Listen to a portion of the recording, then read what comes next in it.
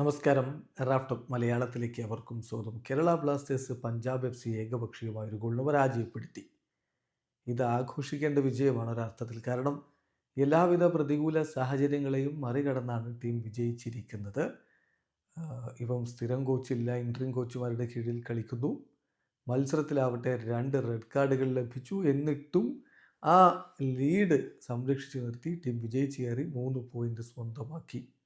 പക്ഷേ വിജയത്തിനിടയ്ക്ക് കേരള ബ്ലാസ്റ്റേഴ്സിന് ഒരു വലിയ തിരിച്ചടി ഏറ്റിട്ടുണ്ട്. ഇന്നത്തെ കളിയിലാകെ 6 യെല്ലോ കാർഡുകളും 2 റെഡ് കാർഡുകളുമാണ് റഫറി എടുത്ത് വീശിയത്. അത് 2 ടീമിനും കൂടിയാണ്. അപ്പം ബ്ലാസ്റ്റേഴ്സിൻ്റെ ഭാഗത്ത് 2 റെഡ് കാർഡുകൾ.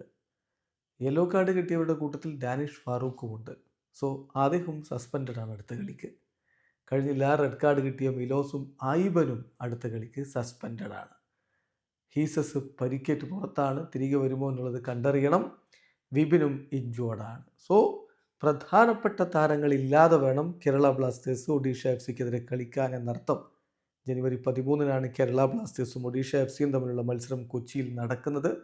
ബ്ലാസ്റ്റേഴ്സിനെ സംബന്ധിച്ചിടത്തോളം ഇപ്പോൾ 9-ാം സ്ഥാനത്താണ്. പ്ലേ ഓഫ് റേസിൽ ബ്ലാസ്റ്റേഴ്സിന് പ്രധാനപ്പെട്ട കളി തന്നെയാണ് ഒഡീഷയോട്. ഇനി എല്ലാ കളികളും ബ്ലാസ്റ്റേഴ്സിന് പ്രധാനപ്പെട്ടതാണ്.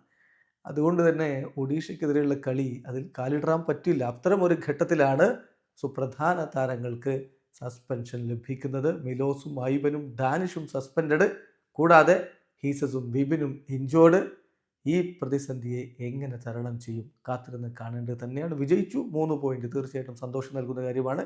പക്ഷെ അതോടൊപ്പം ഈ ഒരു സുപ്രധാന താരങ്ങൾക്കേറ്റ തിരിച്ചടി വരും മത്സരത്തിൽ പണി കിട്ടുമോ എന്നുള്ള ആശങ്കയിലാണ് ബ്ലാസ്റ്റേഴ്സ് ആരാധകർ. വീഡിയോ അവസാനിക്കുന്നു. ഫുട്ബോൾ ലോകത്ത് കൂടുതൽ വിശേഷങ്ങളുമായി റാഫ്റ്റോക്സ് എത്താം.